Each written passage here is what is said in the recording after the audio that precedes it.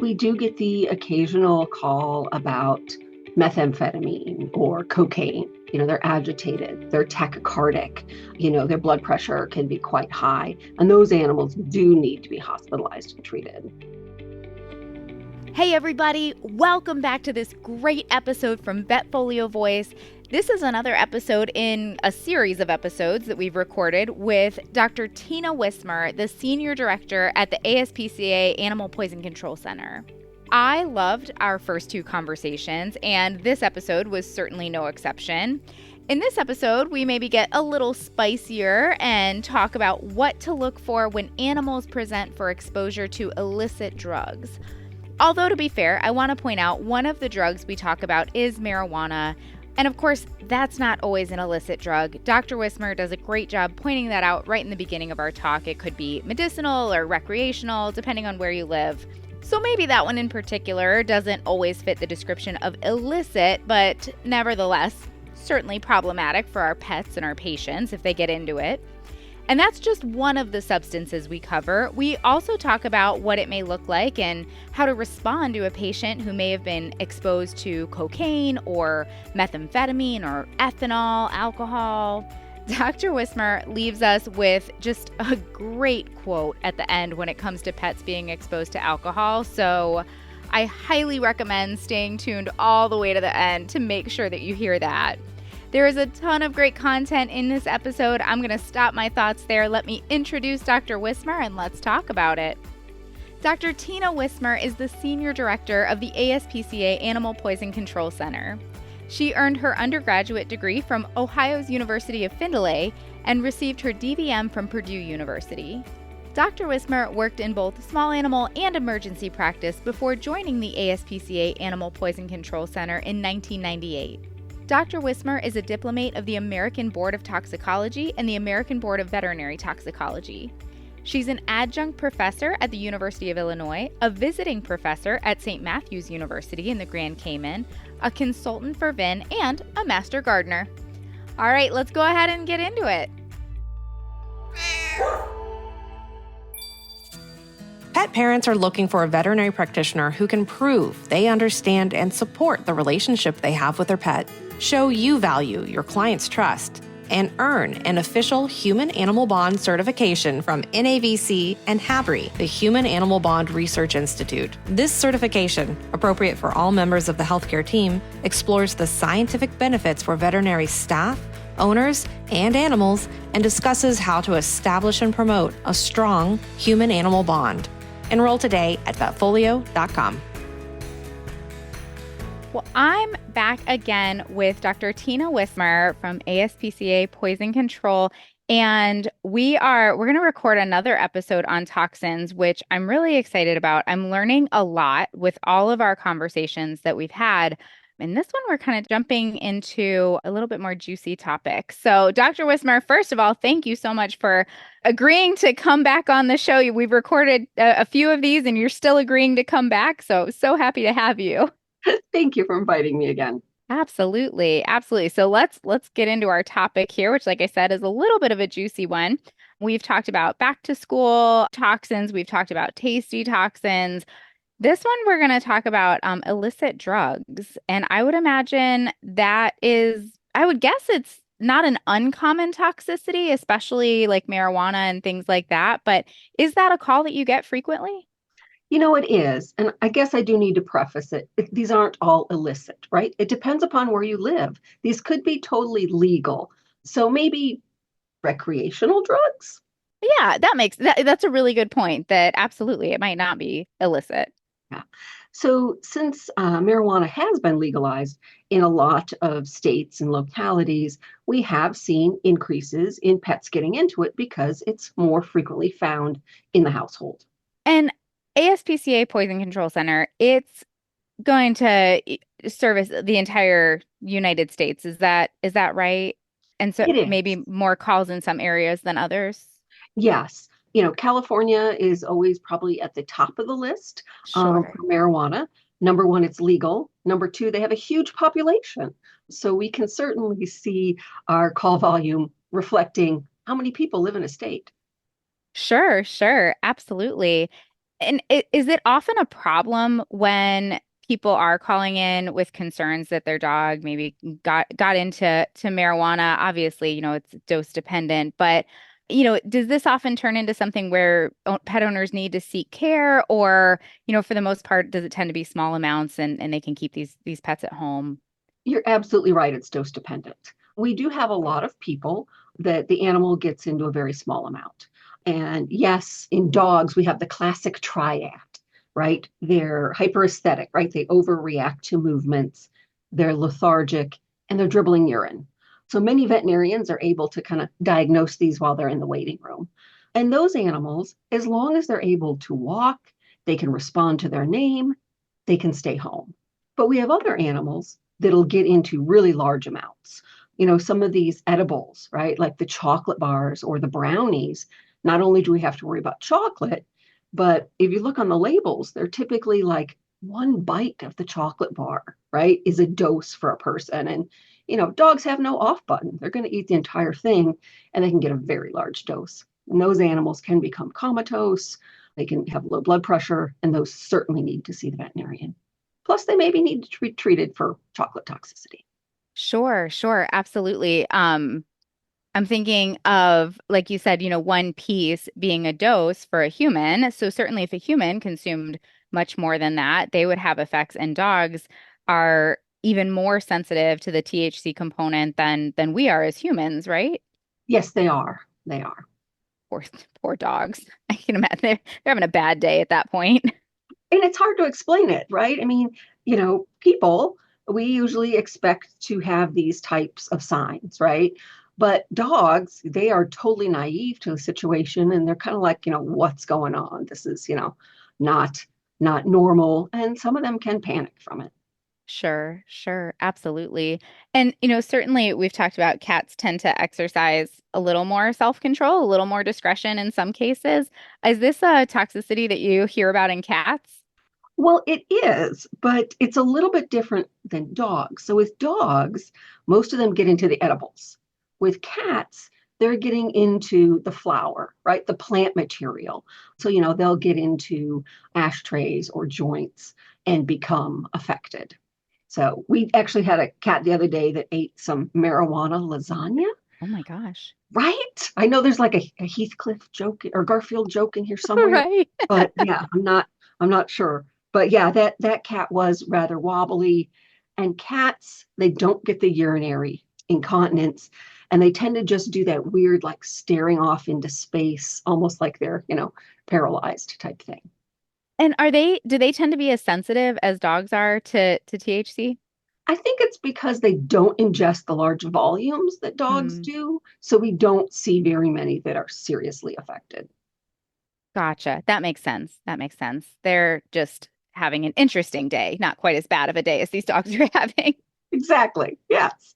I want to go back to the edible component there for a minute. I always think of this when I think of like brownies with dogs because it was my last year as a student and I was on my emergency rotation and it had been a busy shift and we're pushing probably like 1 o'clock in the morning at this point. And we're all a little delirious or on our way there. And someone came in and they said, my dog ate a whole pan of brownies. And so I took the history, I went back, I relayed it to the intern that I was working with at that point. And I will never forget, like the first words out of her mouth, she looked at me, she goes, did they have a bunch of weed in them? It was just not the question I expected at that point. And I was like, I didn't ask. And so I went back and asked and no, it was just brownies. But when it made me think because she was not concerned about the chocolate component at that point at all. It was more so, was there anything else in there? Mhm. Um, when they eat these trays of brownies or whatever it may be, and I'm sure the answer is it depends. How worried do we need to be about chocolate toxicity in those cases? Yeah. So once again, dose determines the poison. One brownie, probably not going to be enough to be a problem. The entire pan, yeah, because these are typically made with cocoa powder, and that has a lot of methylxanthines in it. I'm glad to hear you say that because I was worried about the whole pan of brownies that the dog ate, regardless of whether it contained other substances or not.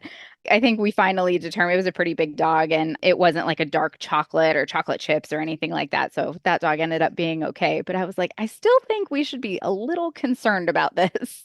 Right? Yeah. And, certainly not even thinking about asking about weed, I have a similar story. I had a dog come in and the owner was like, my dog ate weed. And here's my question. Were they sprayed with herbicide? And they looked at me, they're like, Mary Jane, marijuana. And I was like, that kind of weed. Okay. Got it. Got it. Okay, Got it. now Now I I see. understand. Yeah. Yeah. Oops. Oh my goodness. And it's isn't it funny how as this has become legal in more and more places, those conversations are so much easier to have now where I think they just happen more commonly, so we're expecting it a little bit more. Yeah, people are way more likely to admit, right, that the animal got exposed to marijuana, right? Because it's legal, or hey, I have Right. a medical card. So yeah, it makes those conversations much easier than they used to be. And along the lines of, eating a whole pan of brownies or edibles or these, I think the other thing that makes me worried beyond just consuming marijuana would be like xylitol. I would imagine we're seeing in some of these gummies. Is that a problem that's happening? Yes, especially some of the commercially prepared gummies will use xylitol and, people, it's not a problem for it, but certainly in dogs, low blood sugar and potentially liver issues. So it helps to know what you're buying. So I think that's, we're talking about the conversations being easier and certainly owners being more willing to admit that this is what their dogs got into. But it sounds like a little bit on our side, we have more questions to ask of, okay, your dog got into weed and, so what form was it in? So we make sure we're treating all the toxicities at that point. Yeah, and even though the quality of weed has really increased over the past, 20 years, it's got much higher levels of THC in it. The amount that can be in some of these concentrates is is extreme. Some of these like waxes or shatters or some of the oils are very, very high in THC, so it doesn't take a lot to cause problems in our pets. Sure, sure. I've heard some kind of some scary stories about the content of some of the edibles and how high it can be, like even problematic and dangerous for humans. Yeah, yeah. Typically, when marijuana first gets legalized in a state, the emergency rooms do see an influx of people who have overdone it. And things like hyperemesis syndrome can happen in people Oh with too much no. THC. So, oh Lordy, I can't imagine being, stoned out of my mind and puking my guts out. That seems like a horrible, Oh, horrible. it's not worth it. Oh my goodness, Right. that's awful. Yeah. Well, and like you said, certainly this becoming legal in a lot of areas and hopefully finding some feet in terms of, regulation and people figuring out what's on the market and what's safe versus what's going to land you in the emergency room. And certainly if it's going to land us in the emergency room, way worse off for our dogs. And so being a little bit more careful, but moving into to maybe some drugs that are considered illicit, a little that are not legalized. How common is it for you to get calls at the Poison Control Center about dogs or cats or any animal really getting into an illicit substance, not something recreational, not marijuana? Mhm. It's certainly not as common, but we do get the occasional call about methamphetamine or cocaine, right? Some of our other stimulants. And those animals they're agitated, they're tachycardic, their blood pressure can be quite high. And those animals do need to be hospitalized and treated. Sure. And one question I've always had when it comes to really any drug that an animal could get into are drugstore drug tests. And I've never really been clear on if we suspect that there's been an ingestion, whether it's marijuana, cocaine, methamphetamine, whatever it may be. Can we go to the drugstore and purchase a drug test and run that on this pet's urine? Yeah, so the first thing I do have to say is none of these are validated in animals, right? Sure. So it wouldn't hold up in court, but I can tell you that except for the marijuana test, these seem to be pretty reliable in our pets. Okay. Okay. So it can at least give us some guidance about how to treat these animals because it sounds like from what you were saying, with any of these, treatment modality is a lot of supportive care. It is. Yeah. When we think about most of our illicit type drugs, they're going to act very quickly, right? Because we don't want to wait around a long time for our high to occur. So these animals are going to become symptomatic so quickly that we usually don't have time to decontaminate. So we're left with treating the clinical signs. Along the lines of decontamination, kind of going back to marijuana, but certainly if it applies to any of these other drugs that we're talking about, intravenous intralipids, I've heard being used for marijuana toxicity. Am I thinking of that correctly with marijuana toxicity? And is there a certain point where we would really want to start thinking about the intralipids? And then can we use those for some of these other drugs as well? So with intralipids, we know that THC is highly lipid soluble. So lipids can make a difference. But truly, the only patients that need lipids are ones that are comatose or ones that are hypotensive, right? So your typical dog that's just, walking around but stumbling doesn't need lipids. But those severe cases respond actually quite well to lipid therapy. Using lipids for other things like methamphetamine or cocaine, those are much more water soluble and we don't get the same good effect with it. So would that be like a diuresis type of approach where you flood them with IV fluids as much as is safe? Yeah. So definitely, they are excreted through the urine. We're typically only using like maintenance, maybe maintenance and a half, two times fluids, but we are treating mostly the cardiovascular signs, right? We want to reduce the heart rate and reduce our blood pressure. And the drug that works best for those is actually acepromazine. It stops the agitation, gives you a little bit of vasodilation, and the animals are much, much better. With some of our methamphetamine dogs, we use what my colleagues call uncomfortable doses of acepromazine. Somewhere in the mid 90s and after, school started scaring students about acepromazine and how much you can use. And you can actually use really large amounts. Just don't start there, right? Start low, 0.025, zero point zero 0.05 mg per kilo, and titrate up to that animal is quiet. And then your night and their night is going to be much, much better.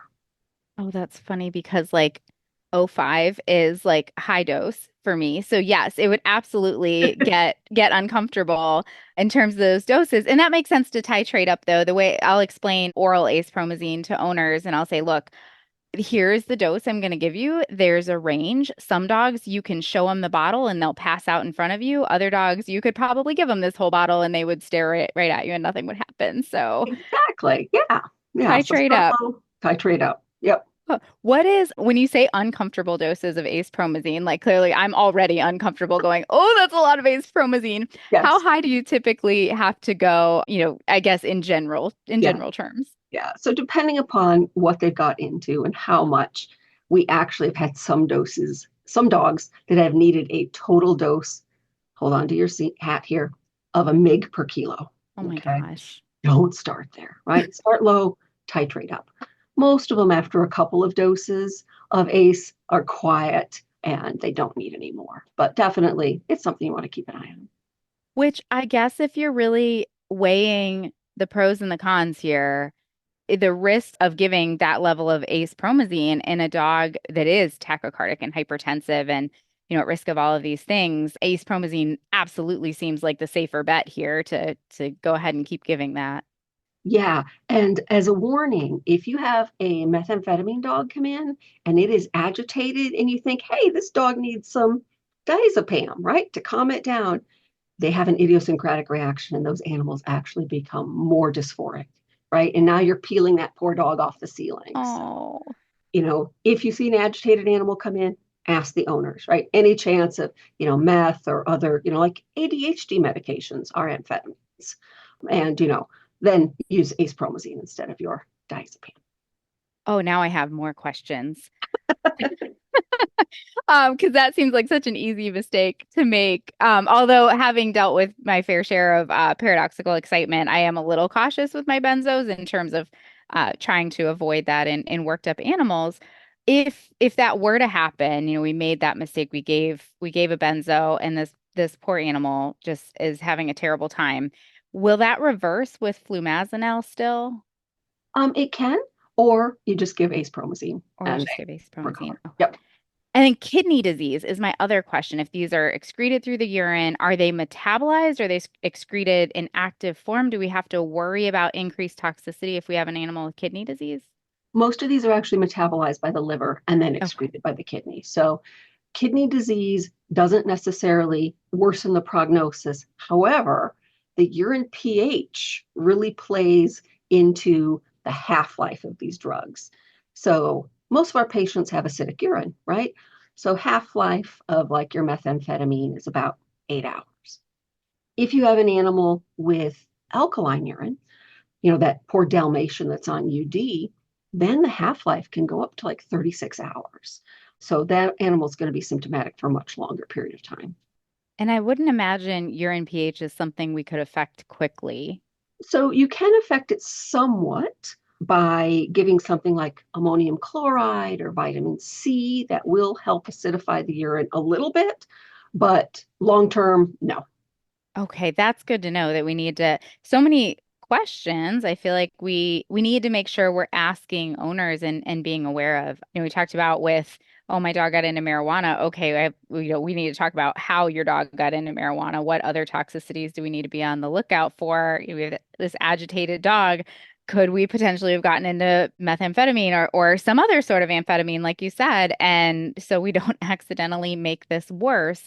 Diet wise, that is not a question I think that would come to mind, but it seems like it'd be something important to ask what kind of diet your pet is on if we have, one of these stimulant toxicities. Yeah, getting a good history is an art. And most technicians do much better job than I do. So, they know what right questions to ask and, they're able to coax out and get the information. So, yeah, it's definitely an art to get that good history.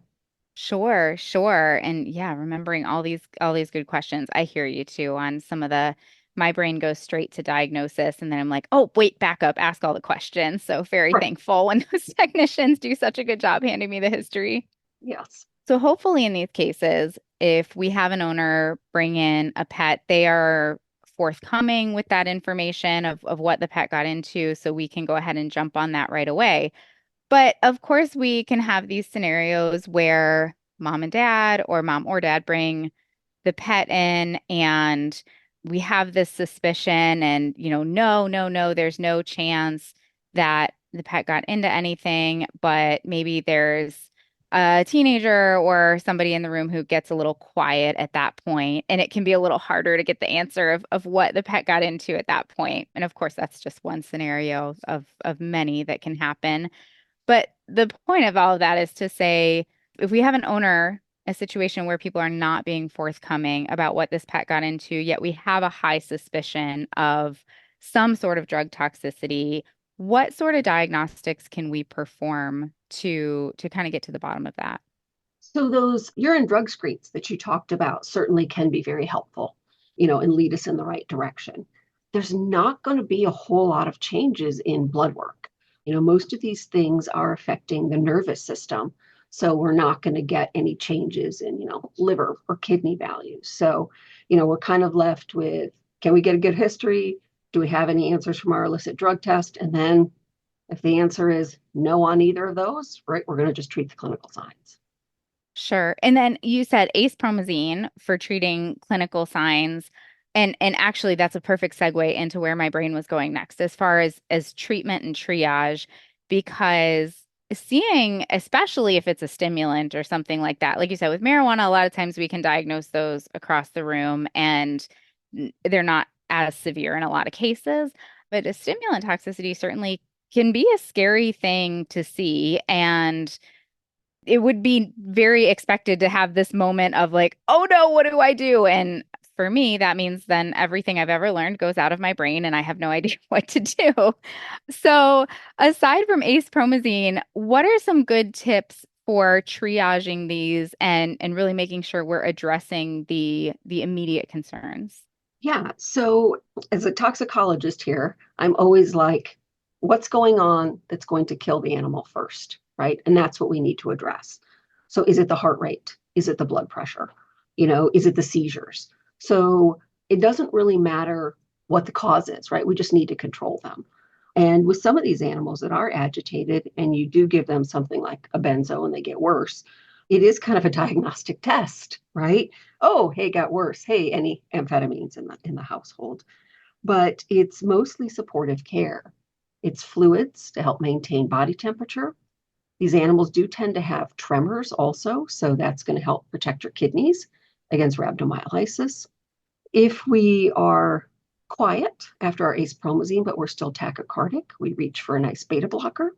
And then if we are having tremors, methocarbamol, probably your drug of choice. So, we're going to treat these guys' symptoms, and most of the stimulant dogs are able to go home within about 24 hours.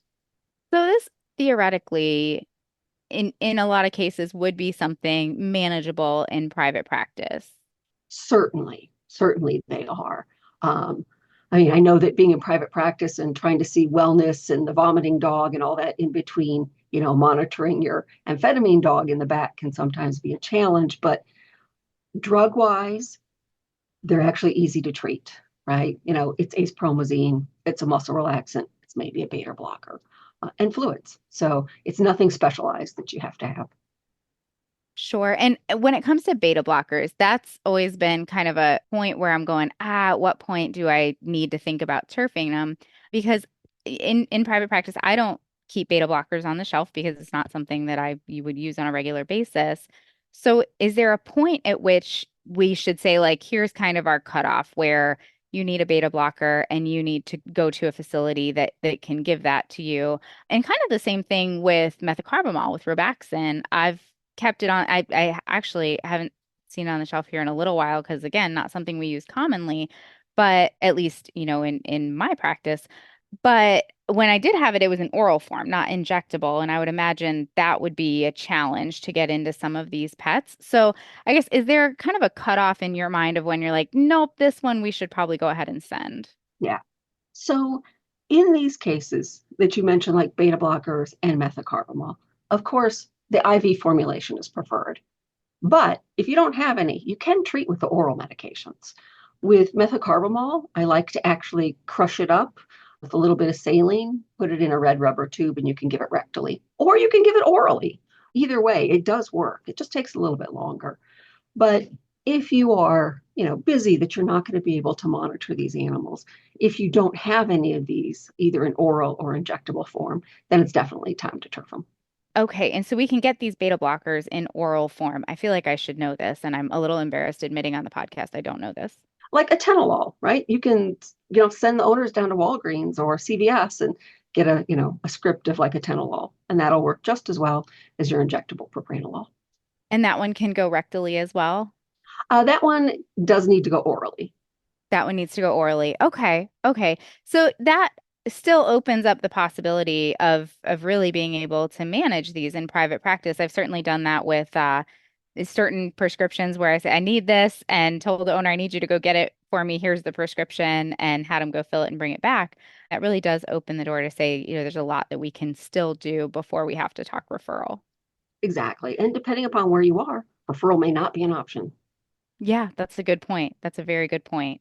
What about, I feel a little silly asking this. I was going to say, what about decontamination, which I know we touched on a little bit earlier with the intralipids, and you said probably they're symptomatic too quickly for decontamination to make a huge difference. But is there a role here for emesis? Is there a role here for activated charcoal or anything like that? So for marijuana, if you get that call, hey, my dog just ate this pan of marijuana brownies, yes, you can induce vomiting. But remember, after about 30 to 60 minutes, marijuana is an antiemetic, and things like your apomorphine and that are not going to work anymore. So if you get those quickly, you can. With, cocaine or amphetamines, if it's like methamphetamine, it's absorbed so quickly that your emesis won't work. So charcoal, right? No one likes to give charcoal, right? I mean, No, it's no, messy. it scares It's me every everywhere. time that they're going to Yeah, aspirate it and it's all over after yeah, that. I'm like, oh, it scares me so much. yeah. So if the animal is already symptomatic, it's too late to give charcoal, right? And all of these drugs we've talked about with the marijuana, the methamphetamines, and the cocaine, they all respond so well to drug therapy that I would just skip giving the activated charcoal. Well, now I have to ask, what scenarios would you say, yes, we should give activated charcoal? Because the more permission you can give me not to give activated charcoal, I will take it. Right? There are definitely some rodenticides that need Sure. activated charcoal, right? Some of our bromethylene, which is our neurologic rodenticide, potentially cholecalciferol at the beginning, the vitamin D one. So there are certainly things we do want to give charcoal for, huge doses of some of our extended release medications. But with our illicit or recreational drugs, there's not a whole lot of them. And I would imagine with my aspiration concerns that I mentioned there, it'd probably be a little bit risky to give it to these patients too. Exactly. Yep. So we'll just take charcoal off the board and you won't have to worry about I love that plan. Let's take it. charcoal off the board. It's Exactly. so useful. It's one of those like so thankful to have it, but whenever it comes time to give it, I always just grit my teeth a little bit. Right. Yeah. Because it's not fun to give and it No, gets everywhere. absolutely. Absolutely.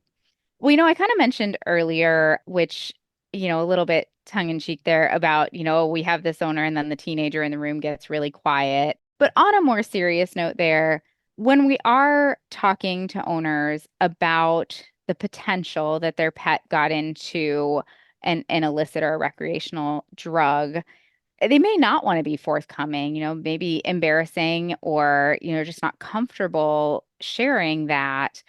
Do you have some tips for talking to owners and helping them to feel comfortable opening up about what their pet got into? Yeah.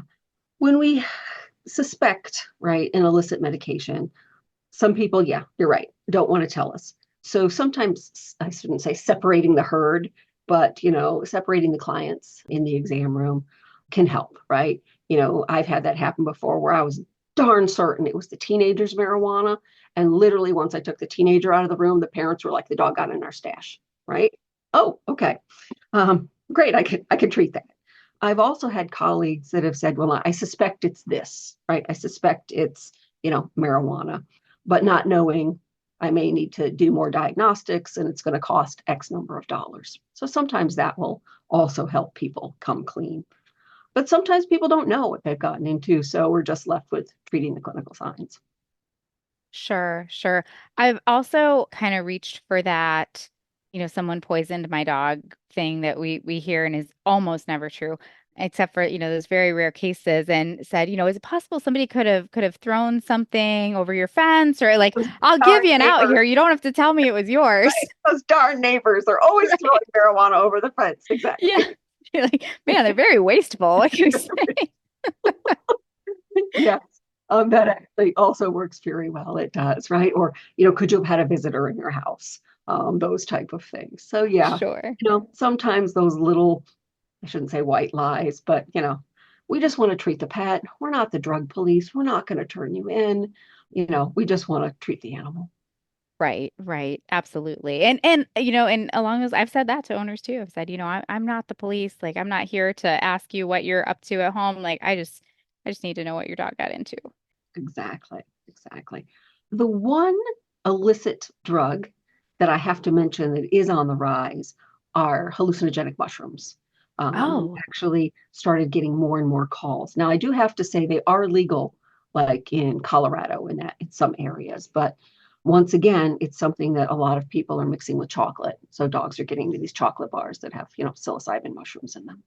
how do those dogs present? So, it sounds scary, hallucinogenic mushrooms. It's serotonin syndrome is what's happening. That is scary. That's scarier than than hallucinations. Yeah. So the same thing that happens when a dog eats too much like Prozac or Paxil, right? You get increased serotonin in your CNS is what's happening to these animals that get into hallucinogenic mushrooms or even LSD, right? It's serotonin syndrome.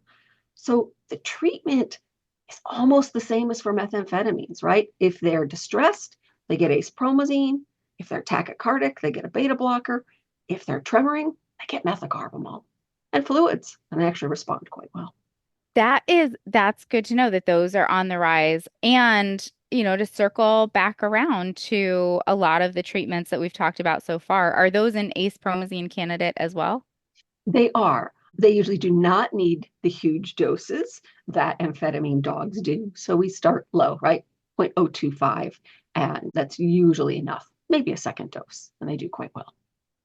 Are there, I'm sure the answer is yes. In general, like there are toxins where we would want to use a benzo, but talking about drugs here, are there any drugs where a benzo would be indicated? Or if we have some sort of suspicion that this dog got into one of the drugs that we talked about here, or some of the other more common ones, which I'm curious to know if there are others that are out there that you hear about, are there anywhere you'd say this one you would use a benzo? Yeah, so certainly for these hallucinogenic mushrooms or LSD, you can use benzos. They don't have that weird reaction to them that the amphetamine animals do. I just like acepromazine because it lasts longer and I'm kind of lazy. I don't think that makes you lazy at all. I think, especially as these dogs are recovering, they probably want to sleep it off for as long as possible. And just to clarify, when you say the amphetamines and they will have the weird reaction to the benzo, same story with cocaine? Yep. Okay.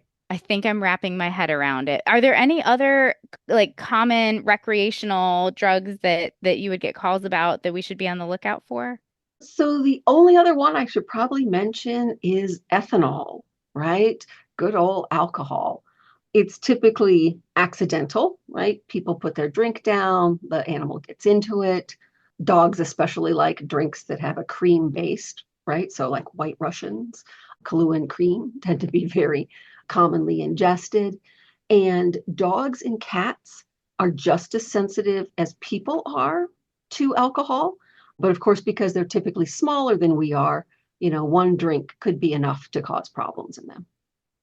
Okay. And same story for detoxing them, fluids, supportive care. Exactly. Yep. Fluids, make sure their blood pressure remains normal because they can become hypotensive because alcohol is a vasodilator. So not only do they become hypotensive, they also get cold, right? So make sure the body temperature stays warm. The biggest risk in these guys is aspiration. When your body senses you've got too much alcohol in your blood, it actually causes you to vomit. But alcohol also numbs the receptors at the back of your throat that say, hey, close the epiglottis when I puke. So what happens is these animals are at high risk of aspiration, and that's what normally kills them. Oh my goodness, that's terrifying. And that's interesting that you say that because I was also going to ask, is there a role for emesis here if we know a dog got into alcohol, should we be inducing emesis or are we risking aspiration with that? We're risking aspiration. So we're going to go with our antiemetics, right? We're going to go with things like, Serenia or Zofran type thing to treat them and hopefully stop any kind of aspiration from occurring. Sure, sure.